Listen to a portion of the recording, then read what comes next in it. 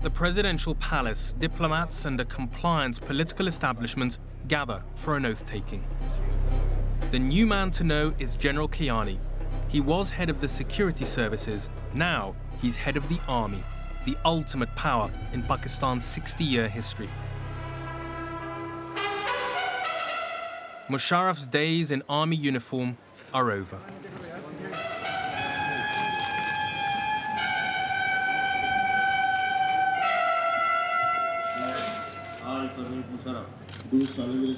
Swearing him in as a civilian president is the new Chief Justice of the Supreme Court. Do solemnly swear that I am a Muslim.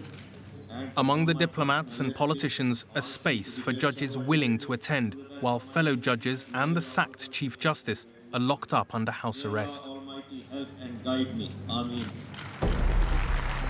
Musharraf has done what his allies demanded. Now they queue up to say thank you and have a quick word in his ear. The American ambassador lends her support. Mr. President, congratulations. Thank you for coming. Thank you. Thank you. Well, yes, these are very moving days, and on one side, my feelings is of nostalgia and emotions, but the happiness that we are on the right path towards a democratic transition. So therefore, I am sure in the overall context, it is in the best interest of Pakistan, inshallah. Mr. Musharraf hopes his civilian status and elections in January will keep him in power. But the opposition are quick to point out how much he has lost. Perhaps now he will not be able to use the army in the same manner that he's been using it. And after taking off his uniform, of course, it does make a lot of difference because he was drawing most of his strength from the institution of the army. The moment he does not hold the barrel of the gun, whoever has the barrel of the gun will call the shots. And for Musharraf to get away with what he has done, absolute power, it's not going to happen anymore. No, I don't need the army to work with me at all. The army is there for the nation in whatever role it is. Its role is to defend the nation from internal and external threat. And that is what its role is. But I don't need the army to work with me as such.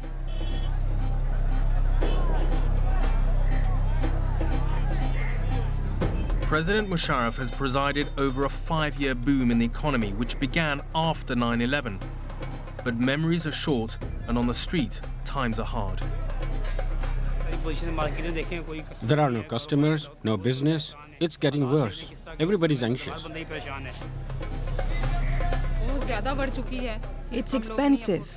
If there's one breadwinner and 10 to feed, how are we going to manage? People are skeptical of politicians, and what worries them is the rising price of food. Whoever comes into power fills their own pocket. In this country, prices go up, but never come down. Flour is expensive. Rice is expensive. How can we eat? I don't have a son.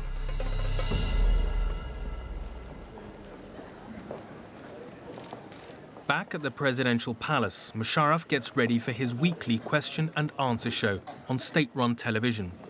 It's a chance to chat with young people in the studio audience.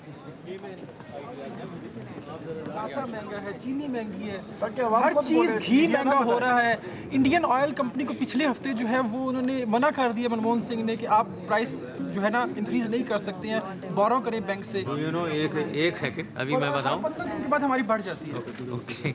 Do you know the price comparison of India and Pakistan? Do you know it? It is more than Pakistani. Of course it is more. Only चीनी थोड़ी सी कम है एक second घी पत्ती आटा दालें तमाम India में महंगा है उनकी तनख्वाहें हमसे आधी हैं You know that? PTV is always with you. It is always biased. It is a single opinion. It is never critical. It is never telling us about the two-party opinion. It is never telling us the criticism about the government. Now, वो तो बता रहे हैं PTV, दूसरे नहीं बताते हैं. You see, they don't talk of. They always talk of the empty part of the glass. You write a good article in my favor. Let me see whether they publish it. Try it. Okay. Try it tomorrow. That is the problem. You see, this is what the media is. They believe that viewership ज़्यादा negative की होती है, positive की नहीं होती है, unfortunately.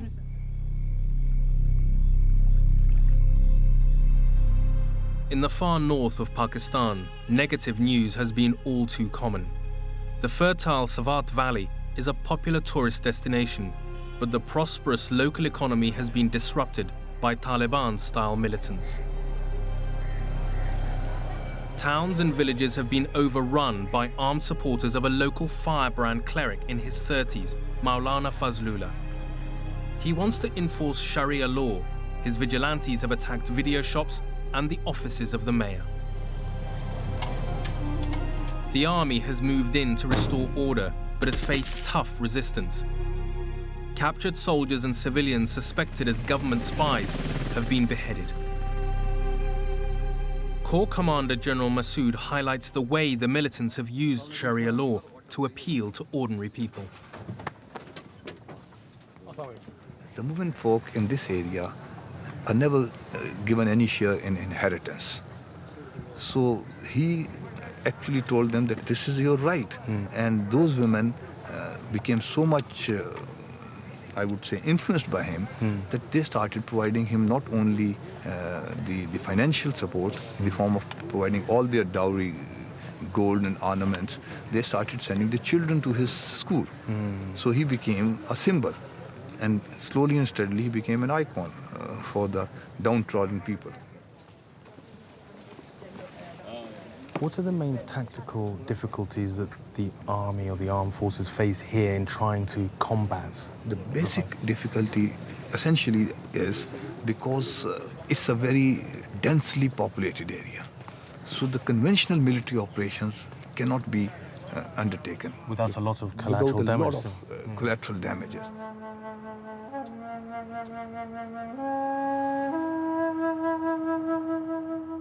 The militants have been driven out of the towns into the hills. But Maulana Fazlullah, also known as Mullah Radio, uses radio to broadcast his hardline message to the people.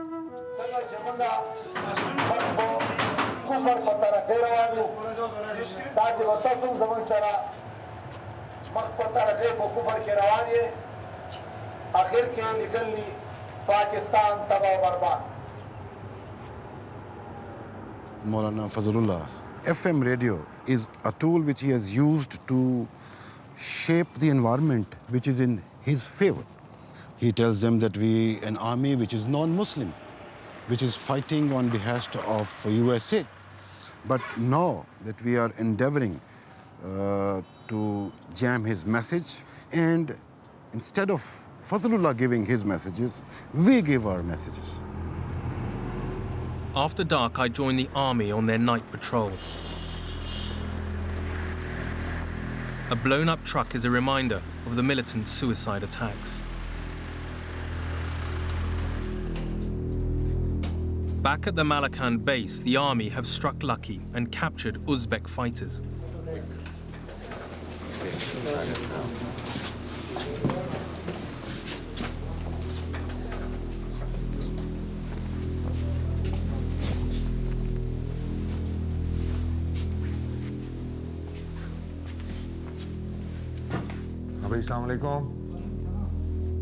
The Uzbek militants have heard us coming and covered themselves.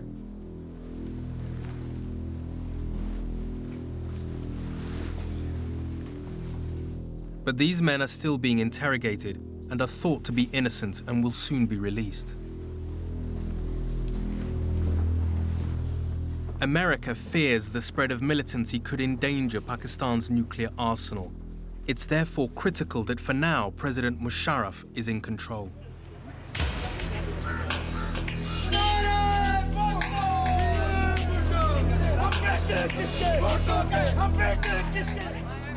Back in the south, Benazir Bhutto has returned to her family home to register her candidacy for the January elections. We reserve the right to boycott the election if the need arises. But we felt that if we didn't file our nominations, the tyrants would have no reason to rig.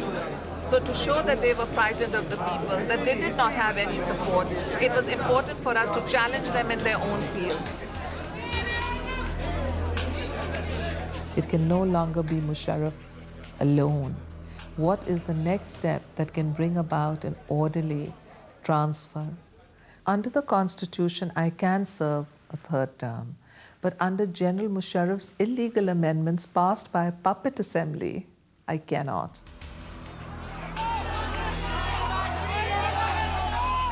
Nawaz Sharif's party, PML Nawaz, will fight the election. But his attempt to register his own candidacy is rejected by the election commissioner on the grounds that he was convicted on criminal charges when General Musharraf took power in 1999. This is the first proof that the elections will be absolutely sham and rigged and without any credibility. Imran Khan is explaining to the women's section of his Justice Party why the election should be boycotted. We would be abandoning those judges of the Supreme Court who have given personal sacrifices to stand up for the Constitution.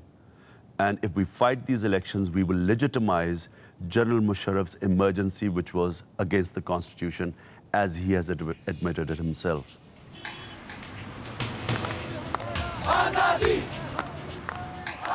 The emergency is now lifted, but the sacked Chief Justice remains under house arrest and demands to be reinstated.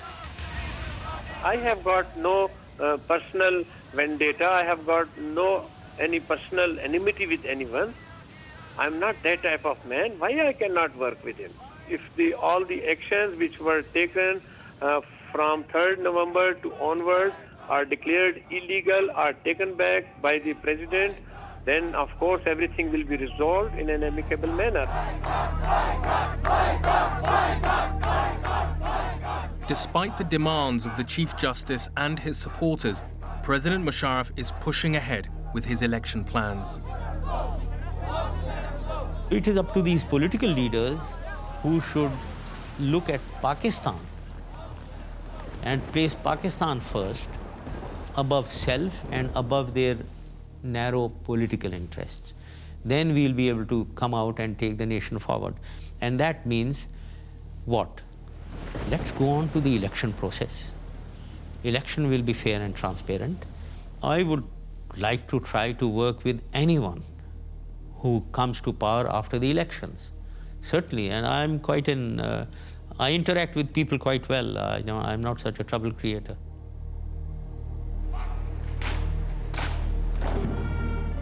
President Musharraf wants to turn a page, and he hopes that his opponents will move on. That may be wishful thinking. For now, there seems little doubt that the January election will be held and will be contested by the main political parties. But it will leave fundamental problems unresolved. And the biggest unanswered question is what role the army will play in the new regime.